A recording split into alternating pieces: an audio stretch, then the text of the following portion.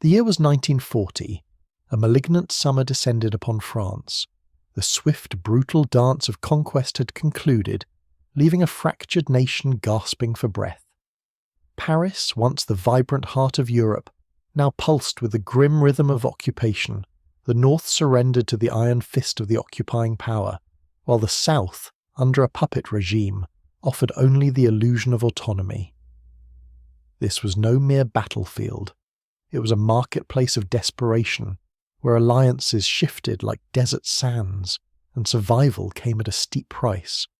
The occupying forces, insatiable in their hunger, cast long shadows. Art, gold, artifacts of immeasurable cultural worth vanished from galleries, banks, and the opulent homes of the elite, funneled into the coffers of a regime fueled by avarice. To sustain its monstrous war machine, the regime relied not only on legions of soldiers, but also on a more insidious breed. The businessman, the opportunist, the shadowy figure operating in the blurred lines of the black market. Some resisted, their bravery a flickering candle in the encroaching darkness. Others collaborated, their motives a complex tapestry of fear and pragmatism. But a select few, men devoid of conscience, saw in the nation's agony an opportunity for unparalleled personal enrichment. Among these figures lurked a textile merchant, his origins obscured by a veil of secrecy. He supplied the very forces that were crushing his homeland, producing military garments while simultaneously, and with breathtaking audacity, engaging in the clandestine movement of stolen artifacts for the benefit of high-ranking officials. A double game of breathtaking risk and obscene reward. Sheltered by these powerful protectors, he flourished amidst the devastation. Luxury hotels, sprawling estates, prime properties along the sun-kissed French Riviera, all fell into his grasp. While millions suffered unimaginable horrors, his wealth ballooned to obscene proportions, making him, by some estimations, the wealthiest man in the occupied territories, a grotesque monument to profiteering. His name, a whisper in the hushed corridors of power, a symbol of both fear and envy. He was known as Mandel Shkolnikov. Mandel, or perhaps Michel, Shkolnikov's story began far from the glittering avenues of Paris, in the obscurity of Charkov, a small town nestled in the landscape of what is now Belarus, once part of the vast, sprawling realm of the Russian Empire. Born on a cold January day in 1895, he entered a world where identities were often fluid, and survival demanded adaptability. The town itself was a melting pot of cultures, predominantly populated by those of Jewish heritage. Speculation swirled around Shkolnikov's specific religious affiliation. Some whispered that he was a member of the Charity community, a sect with distinct beliefs that diverged from mainstream Judaism. The truth remained elusive, shrouded in the mists of the past. In Imperial Russia, Karits occupied a unique position, often classified separately and crucially, often exempt from the discriminatory laws that targeted other Jewish communities. This distinction, whether factual or merely perceived, may have played a pivotal role in shaping his early life and navigating the perilous currents of Tsarist society. It is highly probable that Shkolnikov emerged from the ranks of a prosperous merchant family. His father, Azjik, plied his trade in the realm of textiles. Even in Mandel's tender years, the family's fortunes were on the rise. A strategic relocation to Lithuania and later to Moscow signalled their growing affluence. In the heart of the Russian capital, they occupied a substantial dwelling, a tangible symbol of their bourgeois status. By 1916, even as the empire teetered on the brink of collapse, Shkolnikov was already immersed in the world of commerce, serving as a fabric wholesaler for the Imperial Russian Army. War, even then, proved to be a lucrative enterprise for those with the right connections and a keen eye for opportunity. The seismic upheaval of the Bolshevik Revolution in November 1917 dramatically altered the landscape. For a fleeting moment, Shkolnikov continued to supply the nascent Red Army, adapting to the shifting political winds. However, As the communist regime consolidated its iron grip, Skolnikov, acutely aware of the inherent dangers, made a decisive choice.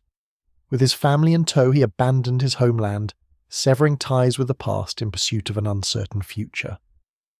The 1920s found him resurfacing in Poland, flitting between Warsaw and Danzig, reinventing himself as a banker and acquiring property, demonstrating a restless energy and an insatiable appetite for wealth. However, fortune proved fickle. Bankruptcy struck, followed by legal entanglements. Skolnikov, ever the resourceful survivor, once again orchestrated an escape. His path led him to Belgium, but even there, the shadow of his past pursued him. He was convicted of fraud. A pattern was emerging, a tapestry of daring ventures and questionable ethics. Throughout this tumultuous period, his close relatives remained steadfastly by his side, accompanying him on his peripatetic journey across Europe. Their loyalty was a constant in a life defined by transience and uncertainty. In the early 1930s, Mandel Skolnikov finally settled in France, seeking to bury his past and forge a new identity. He adopted the name Michel, a calculated attempt to conceal his origins and blend seamlessly into French society, a new mask for a man adept at assuming disguises. September 1934 marked the establishment of Textima, a company founded by Michel and his brother Gessel. Its primary focus was the trade in second-hand and surplus fabrics. Seemingly a modest enterprise, yet beneath the surface currents of ambition and hidden dealings swirled. By 1936, Skolnikov had firmly established himself in Paris, becoming known locally as Monsieur Michel.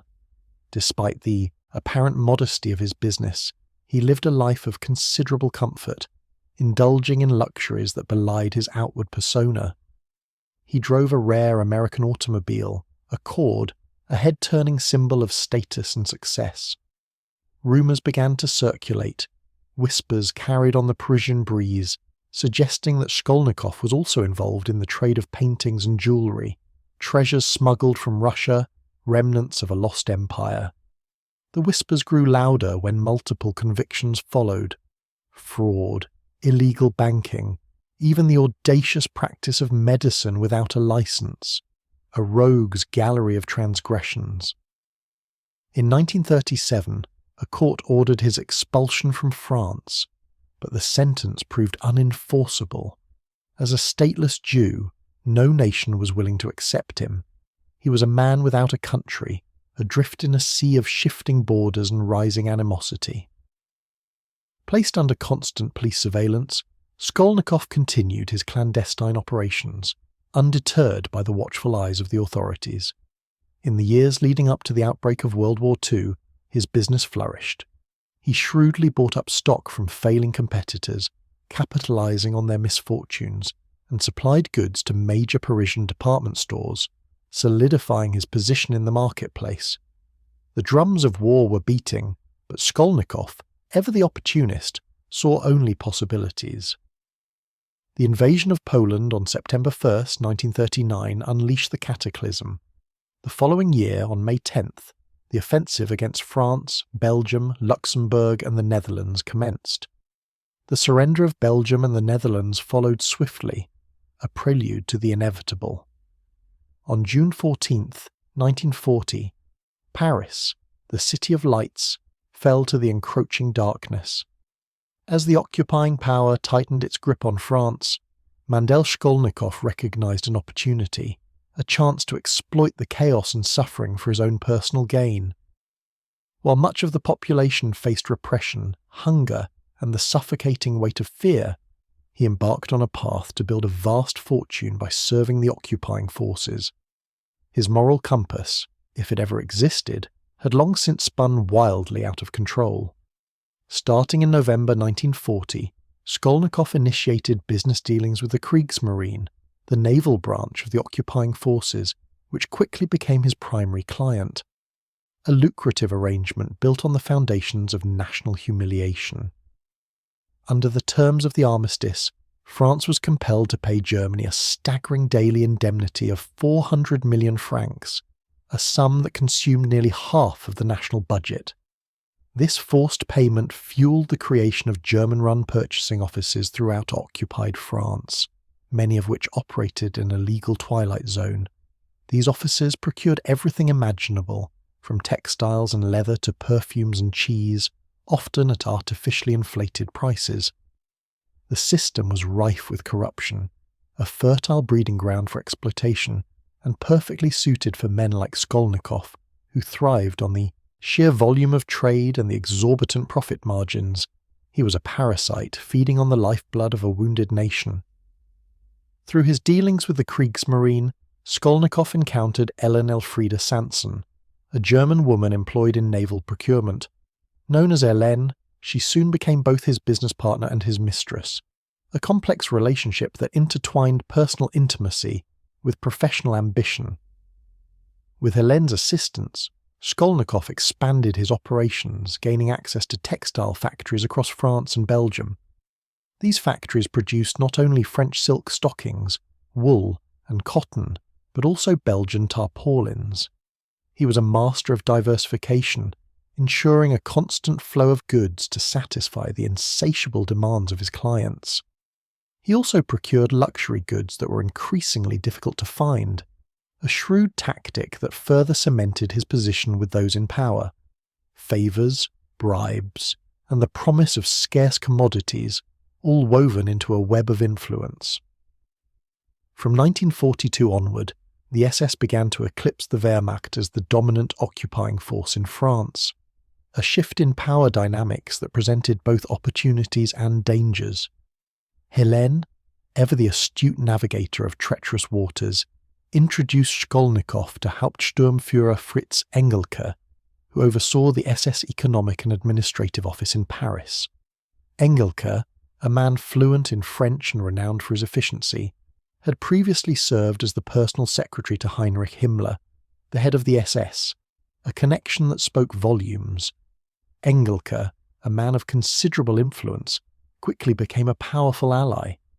He and his wife formed close relationships with Skolnikov and Hélène, often spending weekends together at opulent villas and country homes, a bizarre tableau of social interaction amidst the backdrop of war and oppression. With Engelke's protection, Skolnikov's activities expanded exponentially. He purchased goods at rock-bottom prices, sometimes with prior knowledge of impending confiscations, and resold them to the SS for enormous profits, a cynical exploitation of the suffering of others. At the height of his operations, he reportedly earned between 1 and 2 million francs per month. His total fortune was estimated at 2 billion francs, an astronomical sum equivalent to nearly 590 million US dollars today, a testament to his ruthless ambition and the corrupting influence of power. In August 1943, while Engelke was temporarily absent in Germany, Skolnikov and Hélène were arrested by the Gestapo's anti-black market unit. Their properties were subjected to thorough searches, and their activities were placed under intense scrutiny, a momentary lapse in protection that threatened to unravel their entire operation.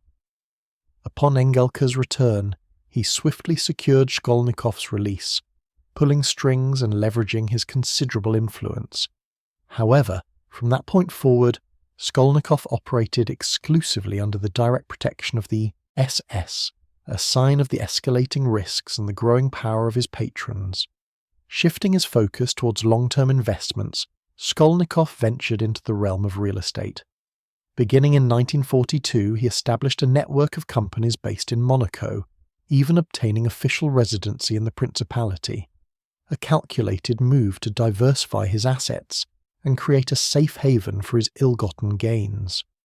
He acquired at least 7 luxury hotels, including the Louvre and Windsor in Monaco, the Plaza in Nice, the Grand Hôtel in Aix-les-Bains, and the Grand Hôtel de Paris in Paris, establishments that had become financially vulnerable after the global economic downturn of 1929, making them ripe for acquisition.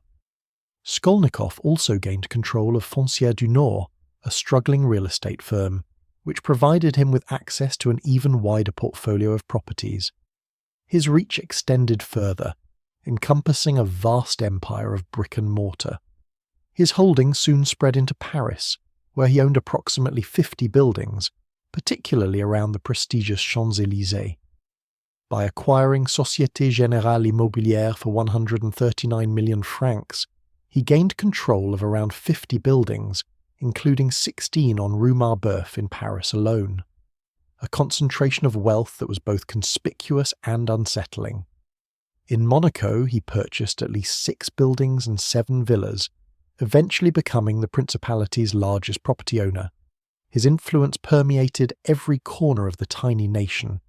His acquisitions drove up real estate prices so dramatically that Monaco's government was forced to amend its laws, requiring official approval for all future property transactions, a testament to the scale of his impact. As his wealth grew, Skolnikov and Hélène indulged in an extravagant lifestyle, flaunting their affluence with brazen disregard for the suffering around them. In Paris, they resided at 19 Rue de Prébourg, near the Arc de Triomphe, employing a household staff of 10, a life of unparalleled luxury. They also frequented Monaco, where Hélène's jewellery collection and lavish shopping habits became legendary, a symbol of their detachment from the realities of war and occupation. Their weekends were spent at a villa in Château or at the Château d'Aine near Mâcon, escaping the pressures of Parisian society and immersing themselves in the pleasures of the countryside. Their dining table, renowned as one of the finest in Paris, hosted a diverse array of guests, including business contacts, German officers, and Belgian suppliers. A constant stream of individuals seeking to gain favour and secure their own piece of the pie. Some even claimed that Himmler himself had once visited, escorted by Engelke, a chilling anecdote that underscored the depth of Skolnikov's connections. In early 1944, as the tide of war began to turn against the occupying power, Skolnikov quietly began transferring portions of his fortune to Spain, a preemptive measure to protect his assets from the inevitable collapse. In January, he commenced frequent trips to Francoist Spain, carrying gold and jewellery across the border. Spanish intelligence agencies grew increasingly suspicious of his activities. A net was closing in. In May 1944, he was arrested in possession of a large quantity of jewellery, valued at a staggering 800 million francs. His luck was running out. Engelke intervened once more, leveraging his influence to secure Skolnikov's release on June 26th. However, he was barred from leaving Spain. His movements were restricted, his options dwindling. With the Normandy landings underway and the liberation of France imminent, he chose to remain in Spain, desperately attempting to protect his vast real estate empire from disintegration. The war in Europe concluded on May 8, 1945, a day of jubilation for millions, but a day of reckoning for men like Skolnikov. Still stranded in Spain and unable to return to France, he remained a wanted man, his past catching up to him with unrelenting force. In response, the intelligence service of the French provisional government reportedly assembled a clandestine group, tasked with tracking down collaborators who had fled abroad, a mission of revenge and retribution. Members of this group devised a plan to capture Skolnikov and smuggle him back to France, a daring operation with potentially fatal consequences. On June 10, 1945, agents lured Skolnikov into a trap in Madrid under the guise of a jewellery transaction, a final, fatal miscalculation. Once there, he resisted capture, his survival instincts kicking in, forcing the agents to subdue him with sedatives and stuff him into the trunk of a car bound for the French border. However, during the arduous journey, the 50-year-old Skolnikov succumbed to his fate, likely due to a sedative overdose, a tragic end to a life lived on the edge. Fearing exposure and the repercussions of their actions, the agents dumped his body under a bridge near the village of El Molar, approximately 30 kilometers north of Madrid. They doused it with petrol and set it ablaze, attempting to erase all traces of their crime, a desperate act of concealment. However, a conflicting account of the circumstances surrounding his death emerged. This alternative version claimed that Skolnikov, in defending himself, was beaten so severely that he suffered a fractured skull and died of a heart attack, a more violent and brutal conclusion. Even the motives of the commando units sent to repatriate Skolnikov remain shrouded in ambiguity. Some claim that they intended to bring him back to France in order to recover his immense fortune for the state, a nationalistic endeavour to reclaim stolen assets. Others suggest that their motives were far more self-serving, driven by the desire for personal enrichment, a cynical twist to an already dark tale. Regardless of the truth, the consequences were clear. All of Skolnikov's assets, as well as those belonging to individuals deemed jointly liable